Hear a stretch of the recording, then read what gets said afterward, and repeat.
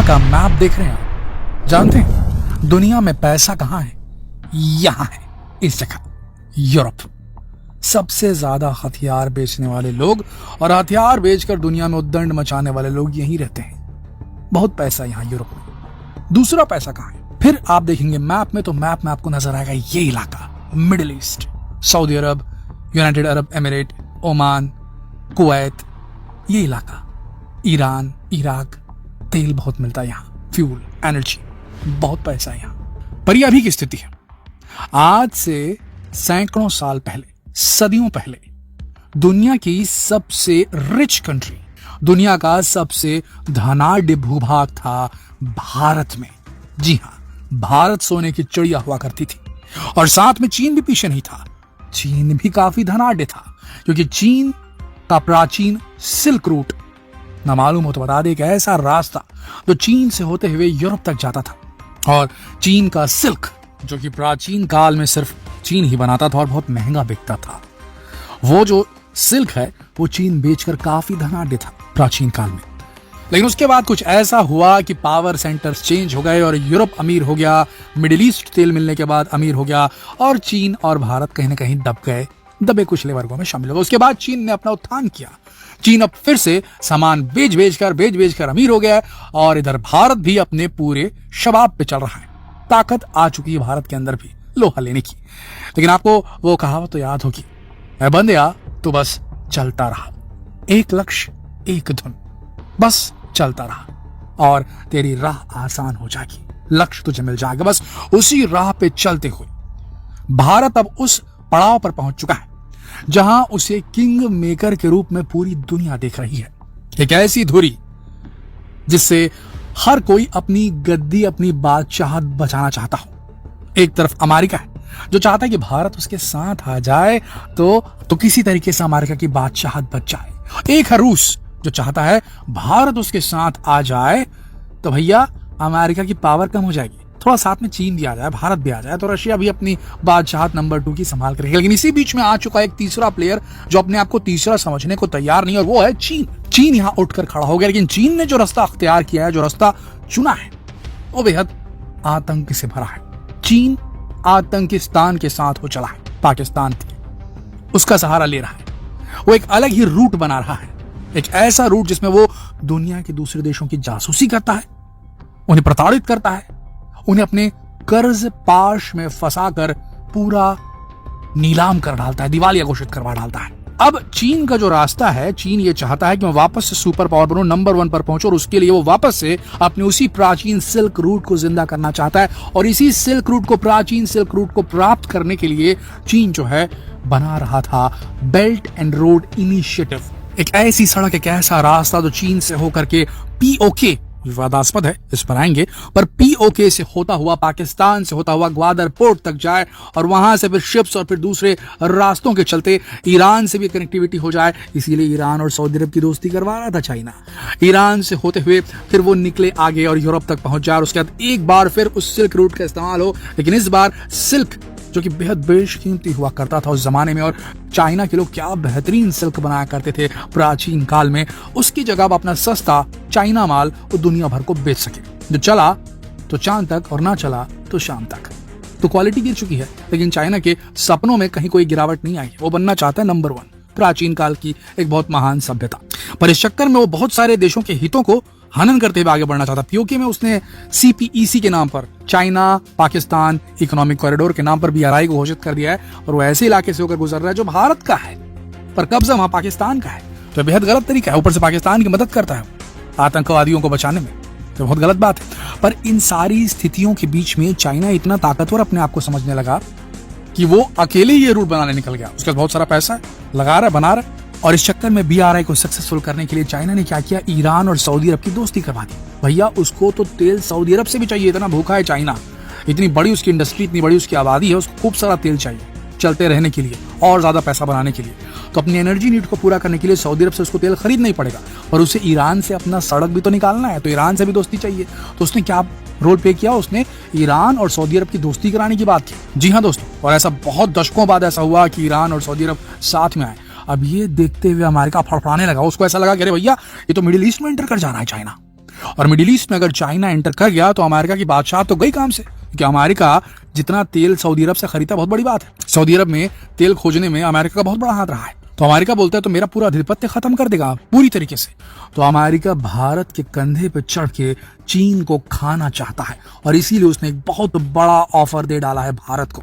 जिस तरीके से चाइना अपना बेल्ट रोड इनिशिएटिव से अपने पुराने प्राचीन सिल्क रूट को वापस जीवंत करना चाहता है, उसी प्रकार से भारत को एक बहुत बड़ा ऑफर दिया है अमेरिका ने, इजराइल ने, सऊदी अरब ने, यूएई ने मिलकर कि भारत वापस से प्राचीन सोने की चिड़िया की अपनी सभ्यता वाली अपनी ताकत को, अपने रसूख को वापस कायम कर सकता है।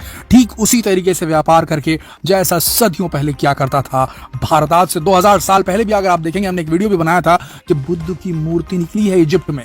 इजिप्ट का अगर देखेंगे मैप, देखिए किस तरफ पड़ रहा है, कहां पर है इजिप्ट, कहां पर है सऊदी अरब, कहां पर है ओमान, ओमान, सऊदी अरब, यूएई और उसके बाद इजिप्ट। यहां तक के बुद्ध की मूर्ति पहुंची कैसे? क्योंकि अशोक सम्राट के दौरान यहां पर व्यापार किया जाता था भारत के साथ में मिडिल ईस्ट में। तो वापस से उसी प्राचीन रूट को जीवंत करने का एक बहुत बड़ा ऑफर दिया है अमेरिका ने, ताकि वो भी अपनी बादशाहत बचा सके और भारत के कंधों पर चढ़कर चाइना को खा सके। अब प्लान क्या है अमेरिका का, और भारत यहां कहां फिट बैठता है? भारत ने एक तो एक लक्ष्य एक धुन के साथ चलना शुरू किया, अपनी नीतियां एकदम क्लियर रखी, सही लोगों के साथ दोस्ती बनाई, जिनसे नहीं बनानी चाहिए तो उनसे सीधे सीधे कन्नी काट ली। मतलब कोई हिंदी चीनी भाई भाई नहीं, जो है सो है, अब नॉर्मल है रिलेशन तो अब नॉर्मल है, कोई चक्कर नहीं। तो भारत जो है उसे सीधे सी रूट से कनेक्ट किया जाएगा मिडिल ईस्ट के साथ, ओमान, सऊदी अरब, यूएई, फिर वहां से इजराइल के पोर्ट पे, इजराइल पे जो बंदरगाह आप देखेंगे मैप में, हाइफा बंदरगाह, वो अडानी ने ऑलरेडी खरीदा हुआ है समझ लीजिए, वहीं पर उसी का बंदरगाह है वो। वहां से सीधा अमेरिका, यूरोप, तो सामान आराम से भारत चाहेगा वहां तक पहुंचा सकता है। बस एक पंगा था इसमें, पंगा ये था शिप से ओमान तक आराम से पहुंचा जा सकता है, मैप में देख सकते हैं सीधा रूट है, पर ओमान में माल उतारने के बाद उसे पूरे मिडिल ईस्ट को क्रॉस करके इवन इजिप्ट तक भी पहुंचाते हुए भी, पर इधर सऊदी अरब से अरब वाले इलाके से निकलते हुए उसे वापस अगर निकलना हो इजराइल से होते हुए फिर आगे, तो उसके लिए रेलवे नेटवर्क की जरूरत थी।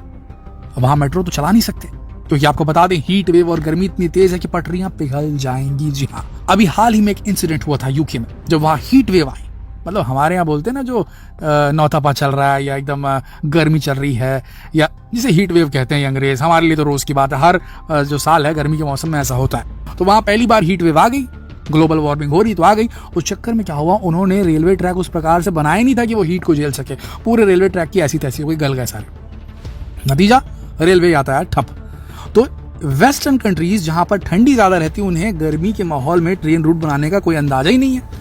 और यहाँ पर गेम खेल गया हमारा भारत, क्योंकि हमारे यहाँ तो गर्मी बहुत तेज होती है, और हमारे यहाँ गर्मी की छुट्टियों में आपने भी बड़ा रेल का सफर किया होगा दोस्तों, है कि नहीं?